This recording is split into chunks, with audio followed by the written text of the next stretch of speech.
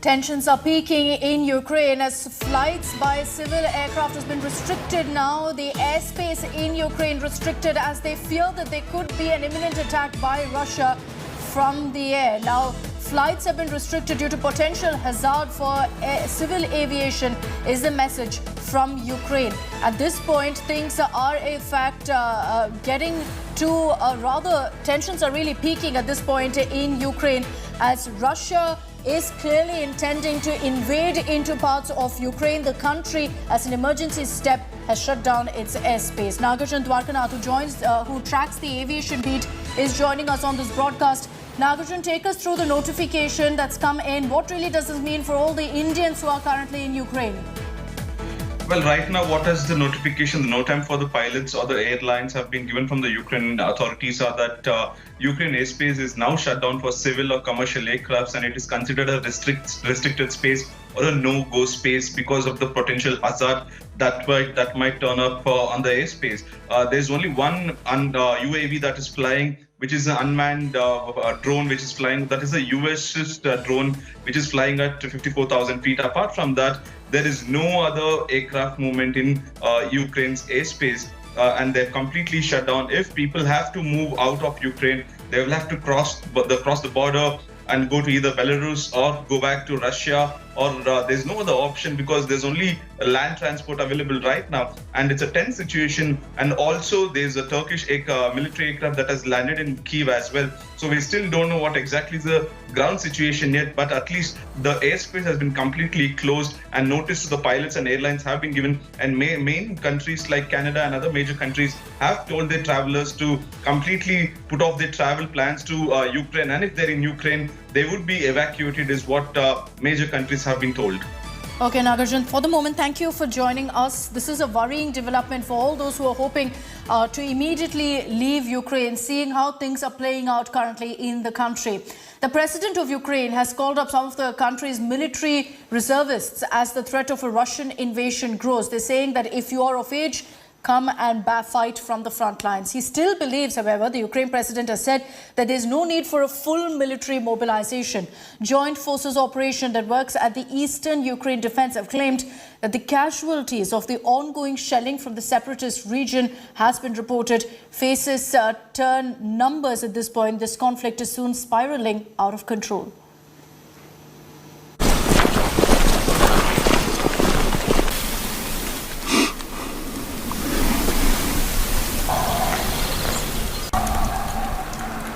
Luhansk is close to 10 hours drive away from the Ukrainian capital of Kyiv. This village in Ukraine's Donetsk region, but just outside the self-proclaimed Donetsk People's Republic, has been living a nightmare for years now.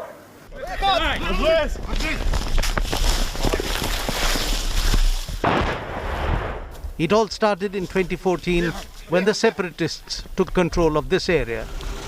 In 2017, Ukrainian government forces recaptured the town, but the fighting that first erupted almost 8 years ago still continues. And in the past 1 week, it has only intensified.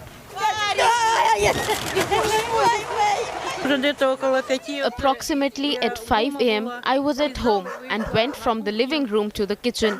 When it impacted, everything shook. Glass flew around. I hid under the stairs. It was horrible, just horrible. This is the last village under Ukrainian control, and then the disputed territory starts. So the Ukrainian Joint Forces Operation, or JFO, has soldiers patrolling along the defensive trenches that they have dug in the area. The soldiers now fear further escalation of hostilities in the region. I saw it coming, yes. Russia didn't just gather its army in Belarus for nothing, pretending it was merely for drills. It was the pretext. We are ready to stop an incursion of the Russian Federation, including the Luhansk and Donetsk People's Republics. I don't know what the scale will be. It depends on how big the army will be. But in general, during the first days, we will be able to hold our positions 100%. The JFO on 22nd of February claimed that 2 Ukrainian soldiers were killed and another 18 injured in shelling in eastern Ukraine. Over the course of last 24 hours, the Russian occupational forces violated the ceasefire regime on 84 occasions, including 64 incidents of use of weaponry prohibited by the Minsk agreement. Overall, the occupational forces utilized 388 artillery projectiles and 546 mines and shelled 41 settlements in Donetsk and Luhansk region. Unfortunately, 2 Ukrainian servicemen were killed and 18 were wounded in the action. They are currently undergoing treatment in medical facilities. 35-year-old Captain Anton Sidorov was killed on 19th of February. He was on duty at the watch post in the Ukrainian government-controlled part of Donetsk region. Oleksiy Reznikov. We will always remember him. Because heroes don't die.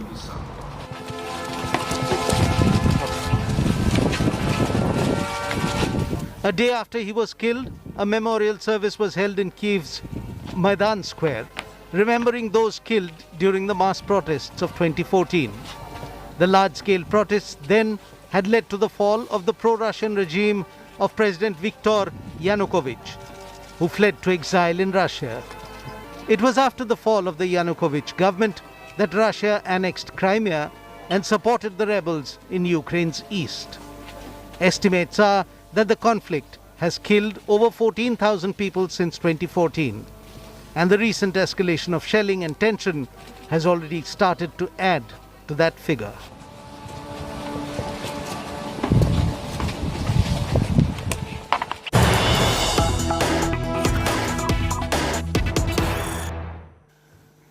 And big breaking news that's coming in this morning. Russian President Vladimir Putin has said and confirmed that we've decided to launch a special military action aimed at demilitarization and denazification, in his own words, of Ukraine. Putin there confirming military action, but he says that Russia doesn't plan to occupy Ukraine. They want to demilitarize Ukraine. Our Foreign Affairs editor Geeta Mohan is joining us with more on this. Geeta, big breaking news that's coming in. First confirmed statement by Putin about military action, but he's saying we don't want to occupy, we want to demilitarize. Well, that's right. A significant statement there. Everybody was expecting Putin to speak after all the sanctions that were slapped against Russia.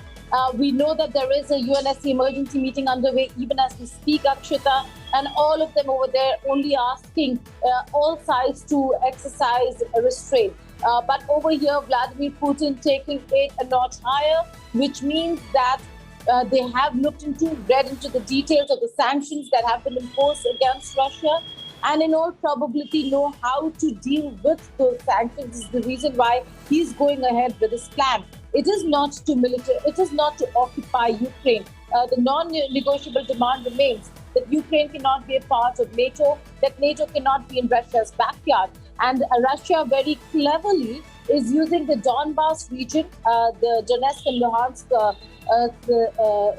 areas or territories, breakaway territories from Ukraine that have a huge number of pro-Russian people, and most of them of Russian origin. And that's the reason why he has the sway and the force to enter these regions and speak of demilitarizing it. When he says demilitarize, he means pushing the Ukrainian military back out of the Donbass region. And if that is the case, it certainly is an aggressive action against Ukraine, because Ukraine does not consider these breakaway territories independent. And according to the lines that have been drawn, this is still a country, and Donbass region is still a part of Ukraine. So yes, there is movement into Ukrainian territory, which is what Ukraine feared, and is the reason why there is a conversation that is taking place at the highest level at the United Nations Security Council. We'll have to wait and see what really happens next. There is no imminent war at play over here when we talk about the conventional war. But yes, Russia has taken on Ukraine for the stand that Ukraine has taken. Sure. There are two things that have happened, Akshita. One is his announcement of pushing back military or demilitarizing the area. And secondly, reports of cyber attacks in Ukraine that could really cripple a lot of Ukrainian systems and communication systems as well. Geeta, just to elaborate further on us, when you say that this is not a conventional war, because the way Putin's statement will be construed when he says, when he talks about military action, and now when he's saying that it's inevitable that there will be fighting between Russian and Ukrainian soldiers, he's asking Ukrainian troops to give up their weapons and go home. All of this is indicative of essentially a declaration of war, an intent to invade. Well, and when he says that he's not going to move forward into Ukraine, it just means that, and again, I keep saying this, as a strategist, you have to understand what Putin has done. He firstly declared the Donetsk and Luhansk area as independent, which means that now the onus is not on Putin, or for that matter, the blame cannot be on Putin to have invaded Ukraine.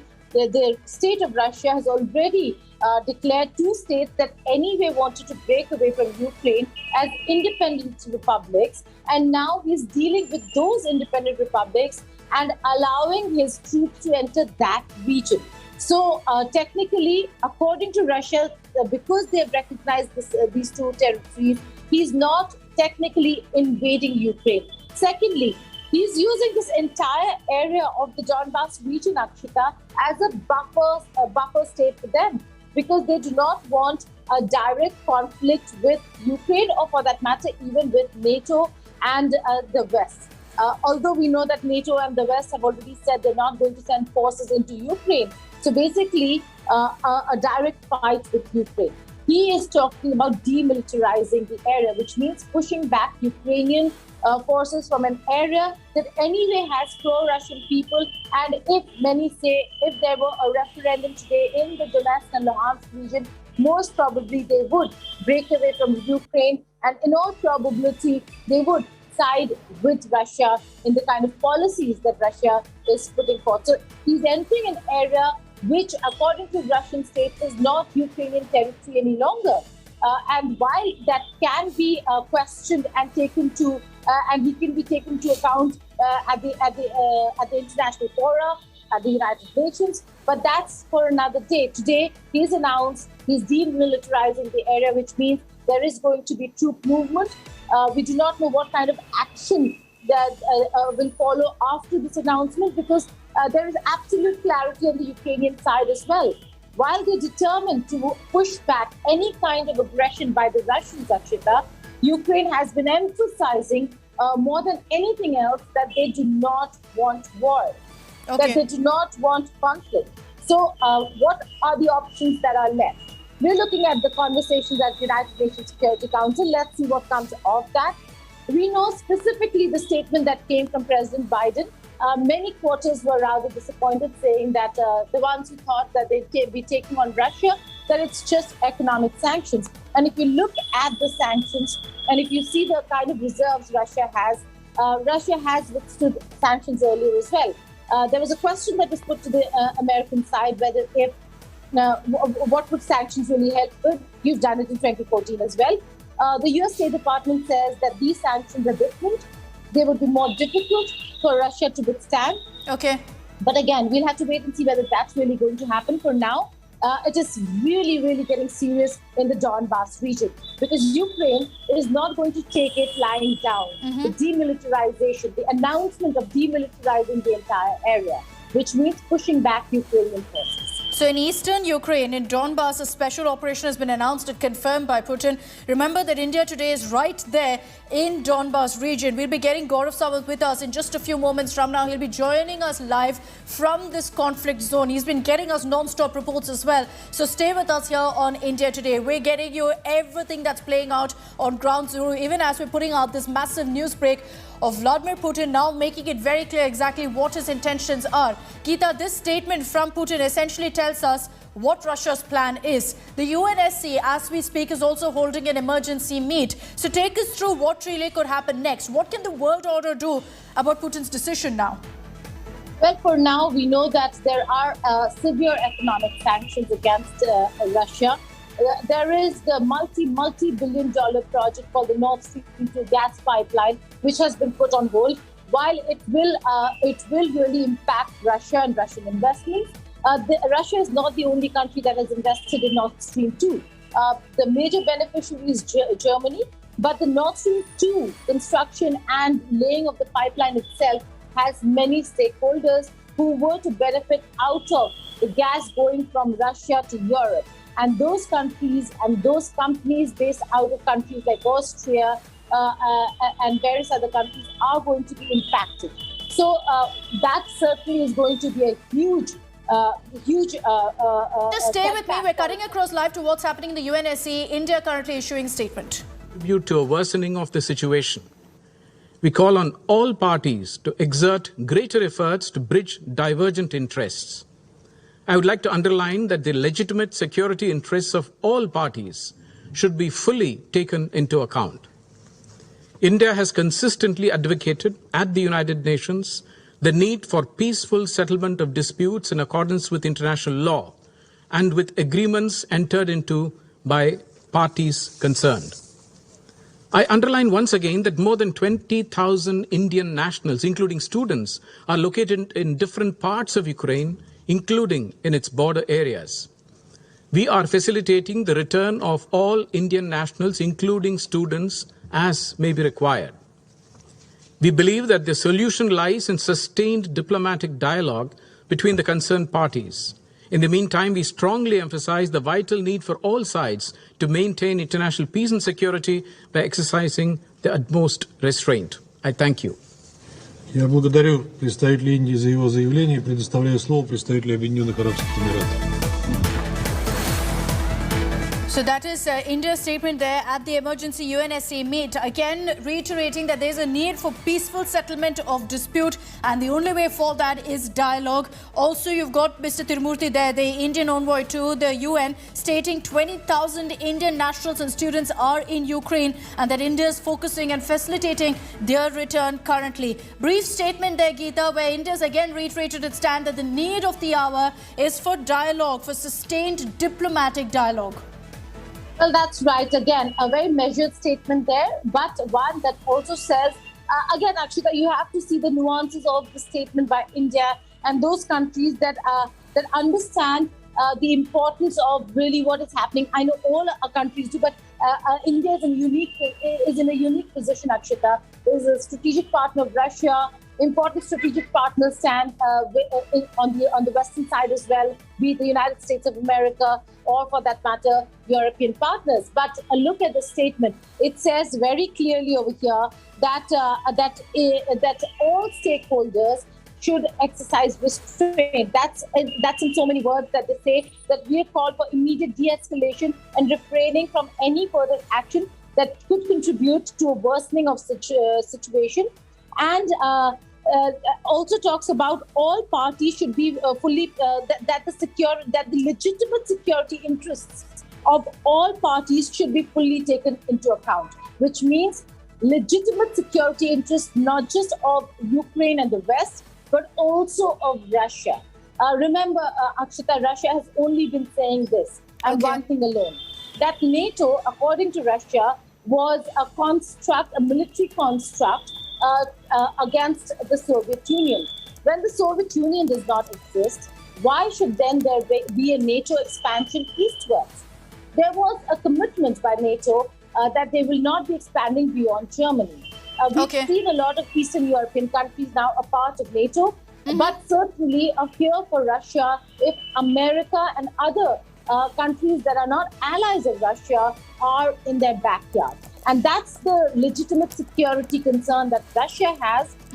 Is their move into Ukraine legitimate? I would fear not.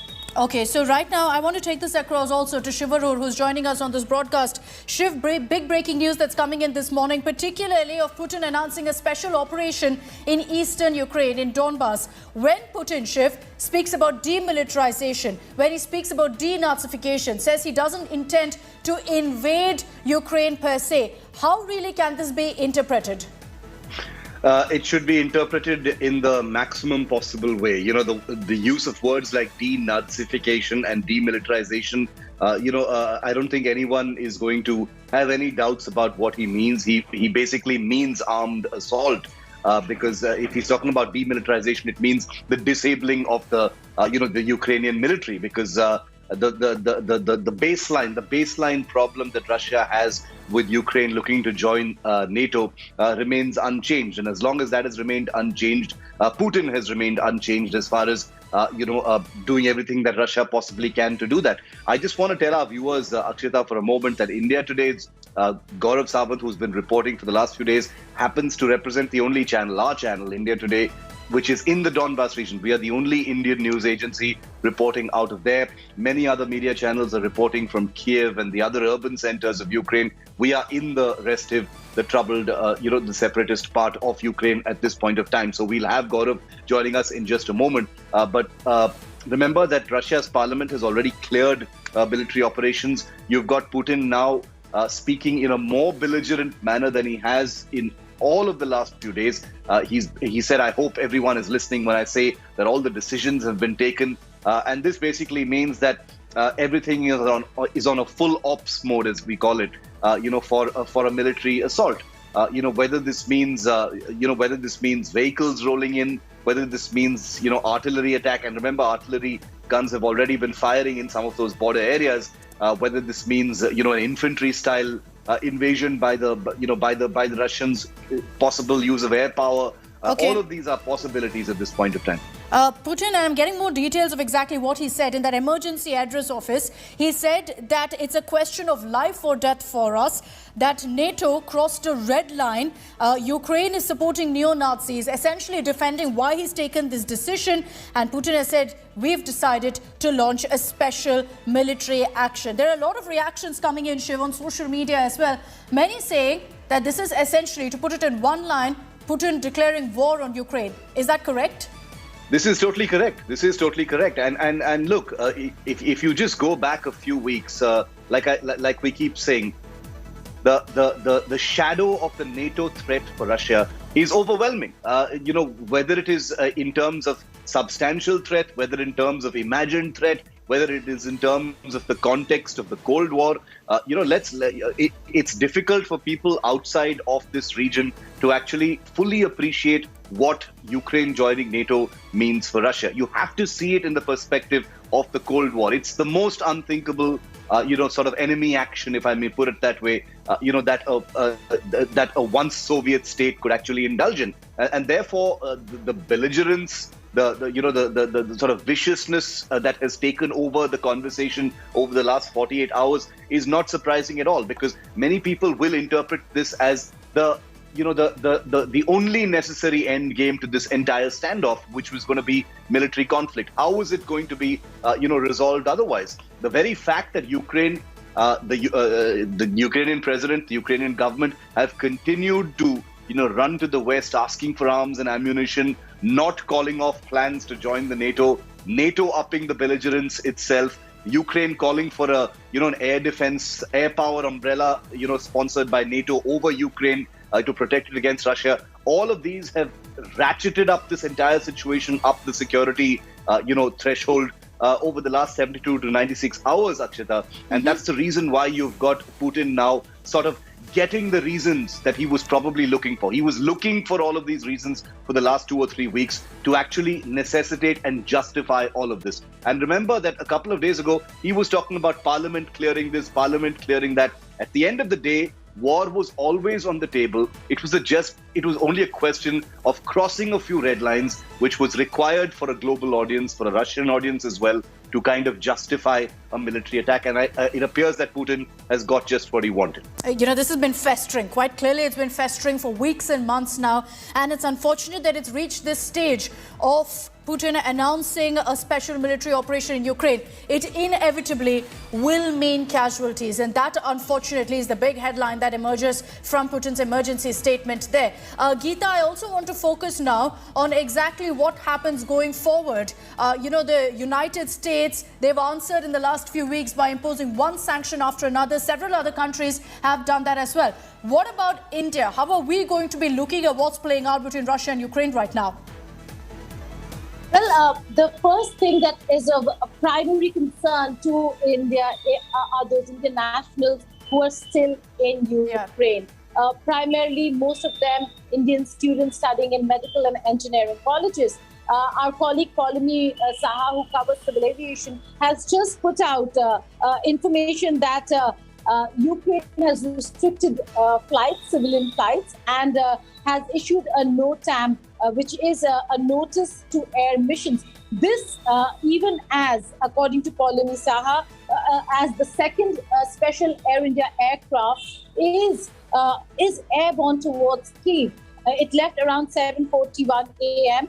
and will be landing in. Will have to land in Kyiv, or we'll have to see what really happens if Ukraine today is a no-fly zone. Will it be diverted to another country or make a U-turn back to India? We'll again have to wait and see. So Akshita, for us, for India, right now, primary objective and concern would be those Indians who are still in Ukraine. The situation is not out of control, but if Ukraine is going to be declared a no-fly zone, then how will Indian nationals come out of Ukraine? The Air India flight that's already on its way to Kyiv, again, we'll have to wait and see what really happens to that flight, whether it will get any special permit or not.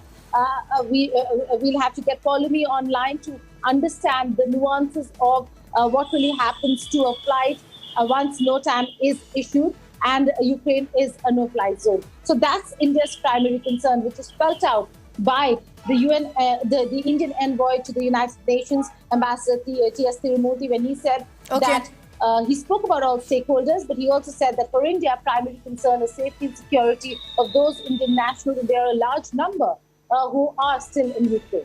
Okay, we'll focus on that as well, what this means for India. The Indian envoy to UN at their emergency UNSC briefing also, the meet mentioned clearly that 20,000 Indian nationals and students are in Ukraine, many of them in the border areas. So India is focusing on facilitating their return as well. But the big headline that's coming in right now is the emergency statement that's come in from Vladimir Putin. Before we tell you exactly what Putin has said, I want to take you through exactly what India's envoy to UN said just a few moments ago at the UNSC over what's playing out between Ukraine and Russia. 80,000 Indian nationals, including students, are located in different parts of Ukraine, including in its border areas. We are facilitating the return of all Indian nationals, including students, as may be required.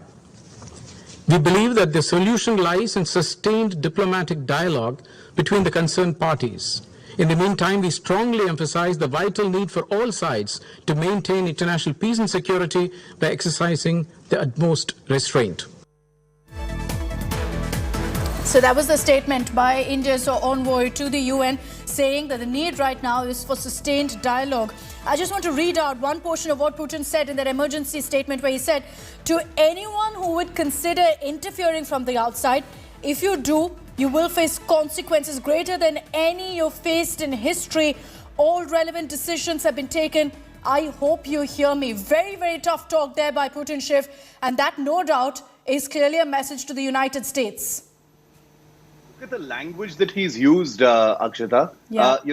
This kind of invokes so many different threads of history. He's invoking the Cold War. He's invoking Nazi Germany and World War II when he says that Ukraine is supporting neo-Nazis, NATO has crossed a red line. It's a question of life and death for us. Look at us saying, that your ancestors fought the Nazis. He's talking about, he's addressing the Ukrainian armed forces and saying, your ancestors fought the Nazis.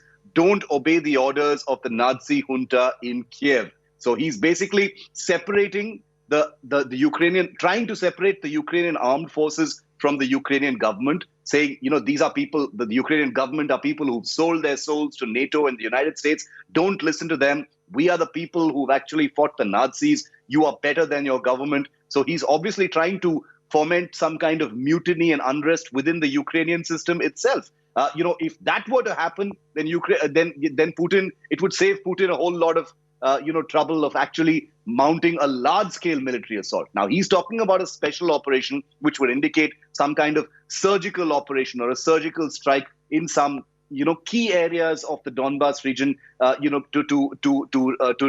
remove the potency. I'm going to interrupt you because Gaurav Sawant is reporting from ground zero. He's joining us from Donbas, where Putin just now has announced a special military operation. Gaurav, it's over to you for all the updates. Just a reminder to all of you, as India Today is the only channel out there on the ground. Gaurav, I can hear explosions around you.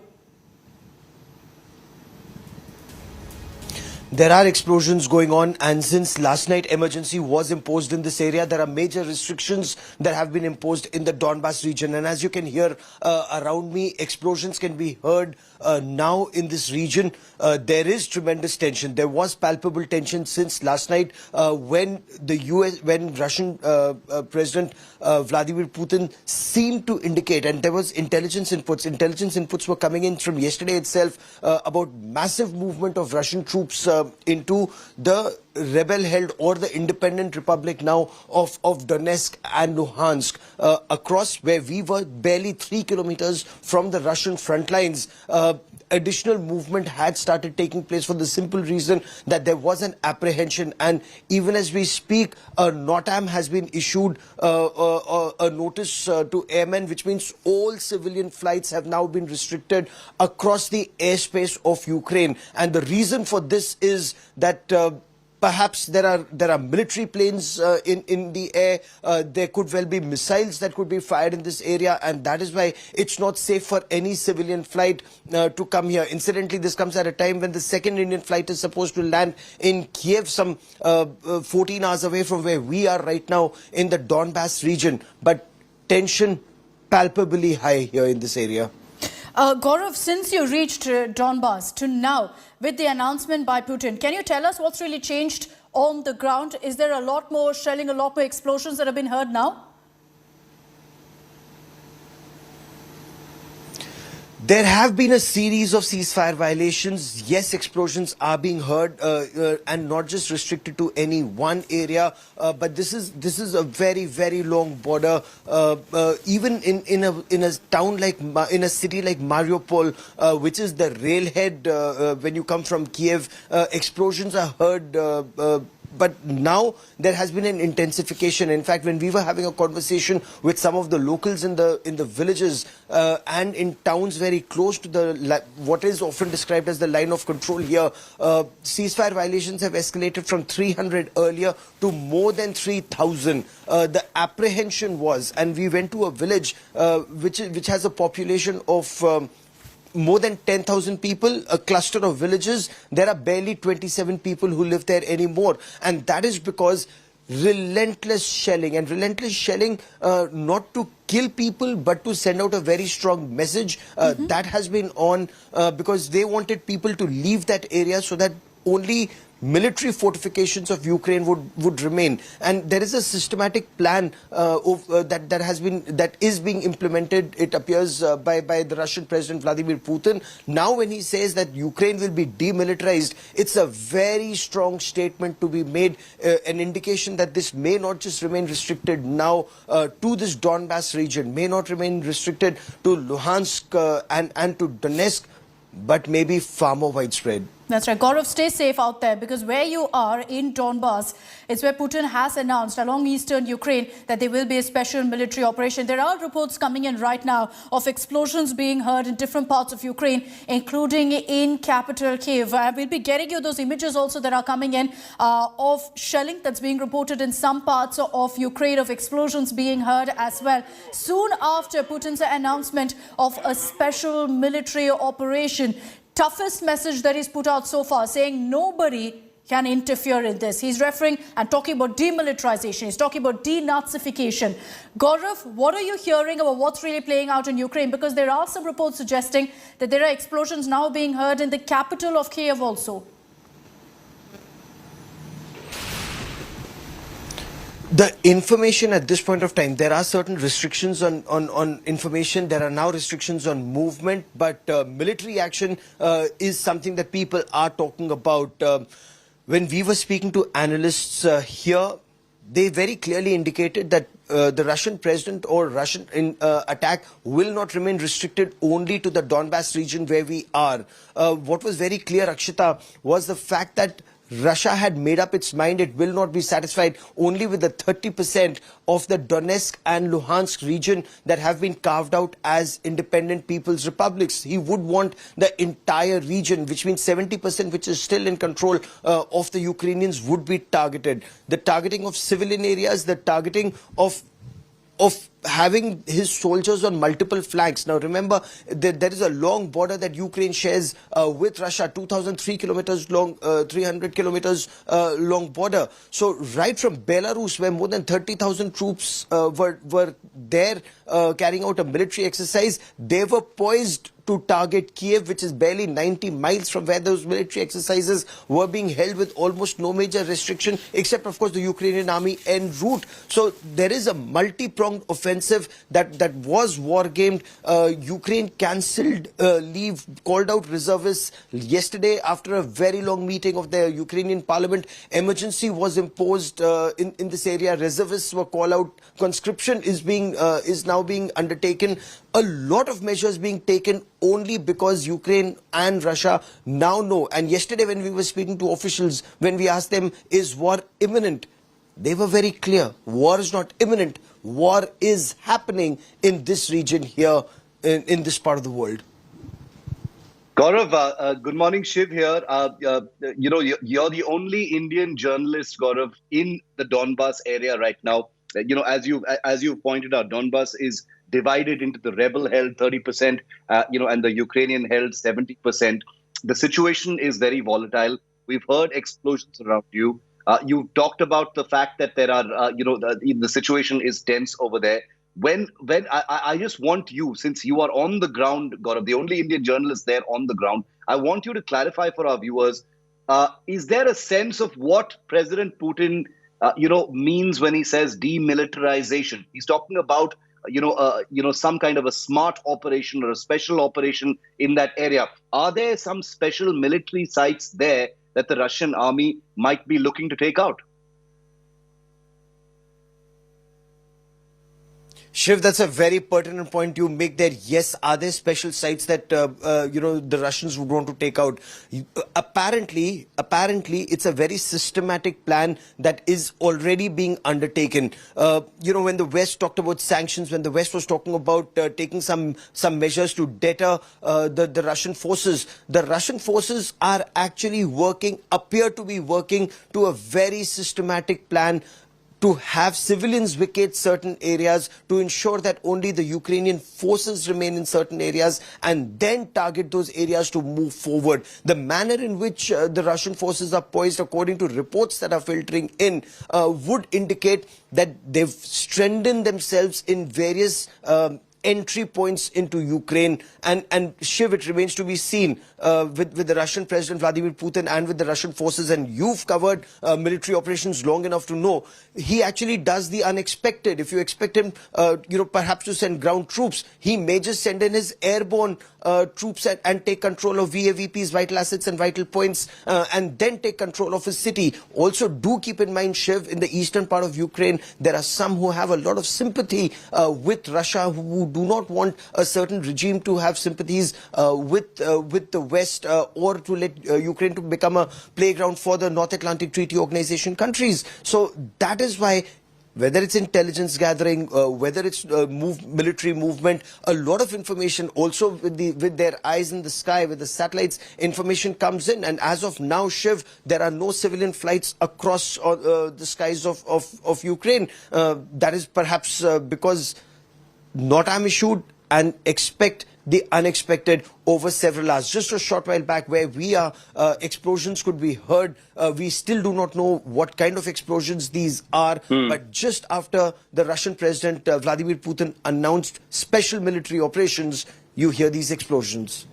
Gaurav, just two more questions before I let you go, because you also have to report. One, you have Putin, speaking directly to the Ukrainian armed forces in a message saying, your ancestors fought the Nazis and therefore you should abandon the Ukrainian, the Nazi junta, as he describes them. Is this in your view, Putin trying to foment some kind of mutiny or desertions in the Ukrainian military?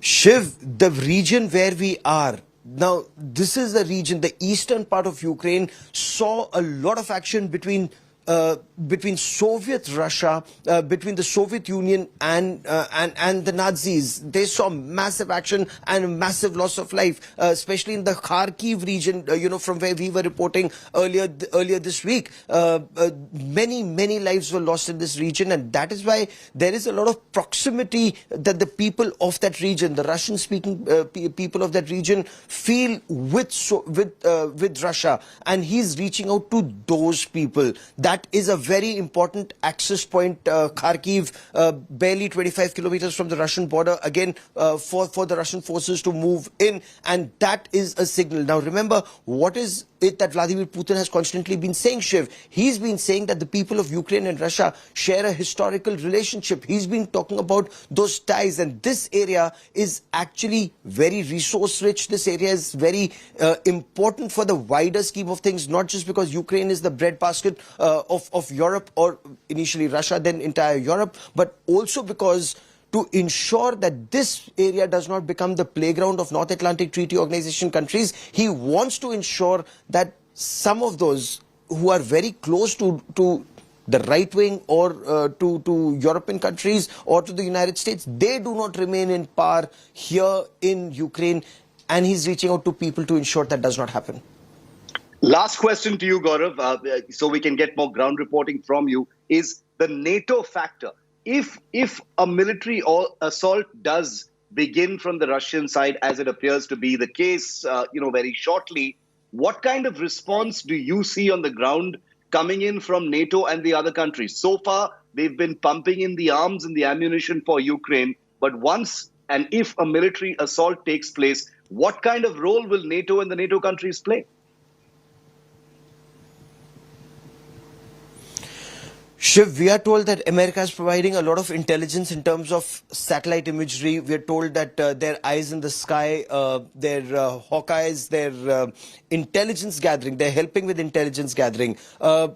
In this recent times, $500 million worth of military hardware, including Javelin missiles, have been provided to the Ukrainian army. Some of those, we are told, and it's been reported that some of that equipment has already been deployed at some of the vital to protect vital assets, vital points, and border entry points. Will there be boots on ground? No, Shiv. America's made that very clear. There will be no boots on ground. So NATO will help with military hardware, equipment, intelligence gathering, all of that, logistics, but not with boots on ground. That has been left to the people to the armed forces of Ukraine. In fact, that is why perhaps President Vladimir Zelensky of Ukraine has constantly been saying that this is the time to know who is actually Ukraine's friend and who perhaps has only been paying lip service, Shiv. And even as we speak at this point of time, it does appear it will have to be the Ukrainian army alone on ground, their boots on ground, to protect their territory from what Russia says is going to happen, an imminent attack. We are hearing explosions in the backdrop some distance away, but perhaps that attack has already started to demilitarize Ukraine, as President Putin put it. Gaurav, stay safe, my friend. Thank you very much for being with me. We'll keep coming back to you. It's pre-dawn there in Donbas, where Gaurav is the only Indian journalist reporting bravely from that frontier, and we will continue to bring Gaurav's reports in. Very valuable. Remember that on India Today, we take war reporting really seriously. We're not going to sit on some road in Kyiv or elsewhere and pretend like it's the war zone. Gaurav is right there. You can hear the explosions taking place, and we will continue to bring you those ground reports. So Akshita, there you have it. Our man on the ground is not very far from where that attack can happen. Yeah. There's going to be no glorification of conflict, but this is something that needs to be done. Journalism in a war zone is an extremely tricky and difficult thing. And India Today doesn't compromise on that. This is the story the world is watching, and we're going to be there to bring our viewers this entire story playing out firsthand.